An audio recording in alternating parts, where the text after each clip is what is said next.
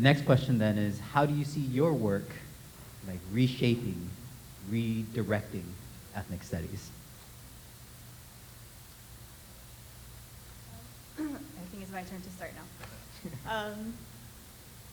Well, I guess, so one of the ways that we have really tried to think about, in terms of both my thinking about this, but also in terms of the curriculum that I mentioned, is to really take seriously and really unpack the idea of kuleana. And so for me, where I started kind of thinking about this is in terms of thinking about settler colonial studies and the ways that, as Dean was talking about, you know, indigenous peoples are constructed as disappearing or needing to disappear in order for the expropriation of lands to take place. But then in kind of doing the work of thinking about how do we, you know, disrupt settler colonialism and create different kinds of futures, we also wanted to think about, you know, what are the ways that multiple peoples can express varied attachments to land, right? That it's not about getting rid of all non-Hawaiians, for example, but that we wanted to continue to express, like Dean was talking about, the overlapping but incommensurable histories and attachments that we all have to place. And so this idea of kuleana has been really important for me in thinking about that, as well as, you know, challenging private property, because I think in so many ways, private property is really critical. You need to have that kind of a system of exclusion in order to be able to remove people and then place other people who can become owners upon that land. And I think that kuleana, in terms of the way that Kanaka think about it, not only in terms of sort of an abstract way of thinking about responsibility, but really about place and relationship to a particular land base. But also recognizing that people have different positions and that thus their ability to have decision-making power in that place, you know, differs depending on that relationship.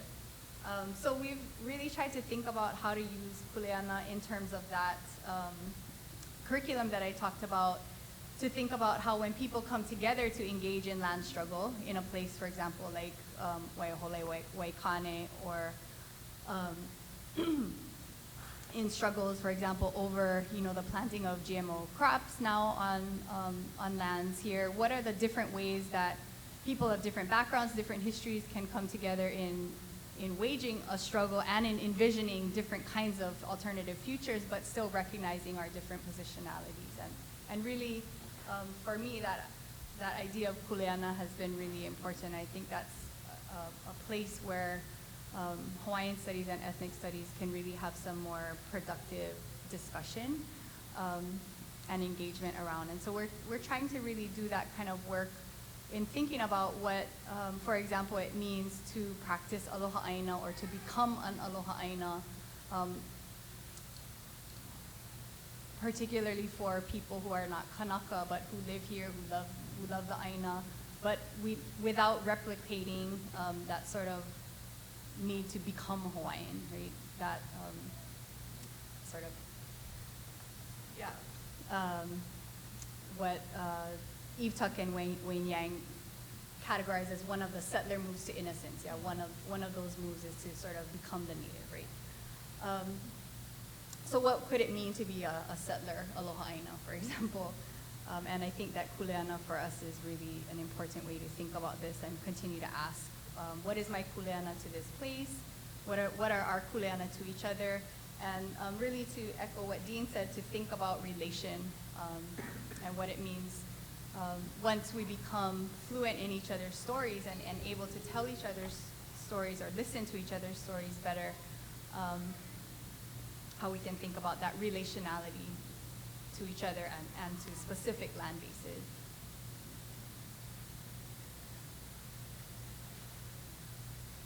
I don't know, it's different because I'm an artist, so it's hard for, I don't know, yeah.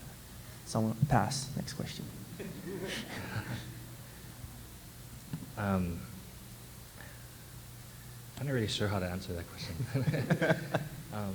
I have been thinking a lot about land-based movements and we read Noelani, Goodyear-Kaopua's Noelani's work in all of my classes, my graduate seminars, my undergraduate classes, and it's always the book that blows the students' minds. For them to actually think not just about imperialism, occupation, settler colonialism, etc., but to think about the kinds of things that Kanaka Maoli are doing in Hawaii, whether it's in regards to the lo'i, or whether it's in regards to navigation, etc. I think for them, it's a challenging book because to a certain extent they're really good at,